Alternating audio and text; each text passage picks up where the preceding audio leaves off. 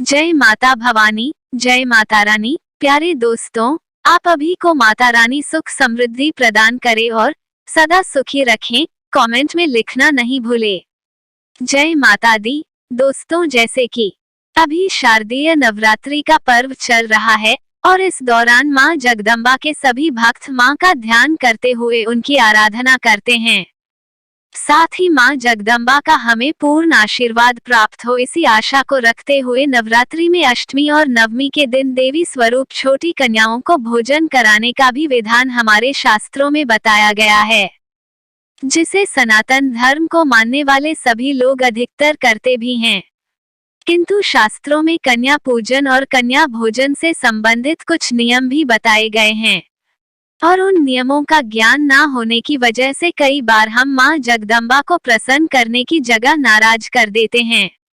यदि आप भी अष्टमी और नवमी के दिन कन्याओं का पूजन और उन्हें भोजन कराना चाहते हैं तो आपको किन किन बातों का ध्यान रखना चाहिए, आइए जानते हैं। नमस्कार दोस्तों, बातें ज्ञान की यूट्यूब चैनल में आपका स्वागत है। इस चैनल के द्वारा भक्ति, ईश्वर कथा, पौराणिक कथाएं, प्रेरक कहानियां और ज्ञानवर्धक कहानियों का विशेष संकलन आपको मिलेगा और आप ऐसे ही ज्ञानवर्धक वीडियो देख पाएंगे। कृपया चैनल को सब्सक्राइब करें, वीडियो को शेयर करें और अपना बहुमूल्य साथ बनाए रखें। धन्यवाद दोस्तों। 1. जिन कन्याओं को आप भोजन कराते हैं उनकी आयु 1-2 वर्ष से लेकर 7-8 वर्ष के मध्य ही होनी चाहिए, क्योंकि कन्या स्वरूप में जो माता का रूप बताया गया है वह इसी आयु की कन्याओं का रूप बताया गया है। साथ ही अगर 8 वर्ष से बड़ी कोई कन्या आपके घर भोजन करने आ जाए तो आप उस कन्या को भोजन तो करा सकते हैं, किंतु ऐसी कन्या को 9 कन्याओं की गिनती में नहीं रखना चाहिए। 2. शास्त्रों के अनुसार जो कन्याएं आपके घर भोजन करने आई हैं, उन कन्याओं का आदर भाव आपको इस प्रकार से करना चाहिए जैसे कि आपके घर 9 देवियां चलकर आई हों। कन्याओं के घर में प्रवेश करते ही किसी पात्र में उनके चरण धोकर उस जल से सारे घर को प्रक्षालन करना चाहिए, अर्थात घर के सभी स्थानों पर उस जल से छींटे लगाने चाहिए। ऐसा करने पर घर की सारी नेगेटिविटी दूर हो जाती है। तत्पश्चात उनको आसन पर बैठाकर उनका स्वागत करना चाहिए।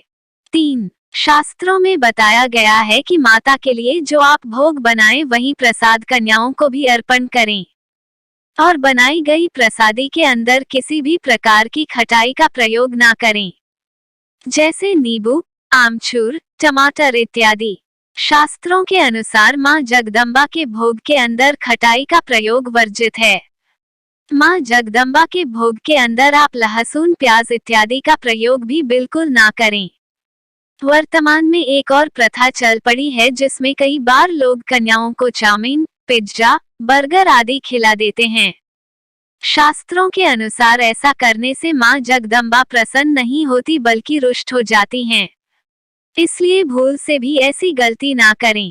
पूर्ण श्रद्धा भाव और शुद्धता का ध्यान रखते हुए माता का प्रसाद अपने घर ही बनवाएं।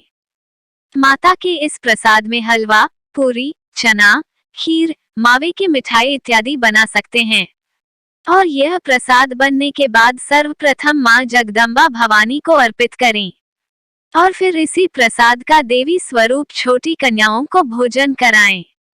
तथा आप ये भी ध्यान रखें कि छोटी कन्याओं के साथ में एक बालक को भी भोजन कराएं।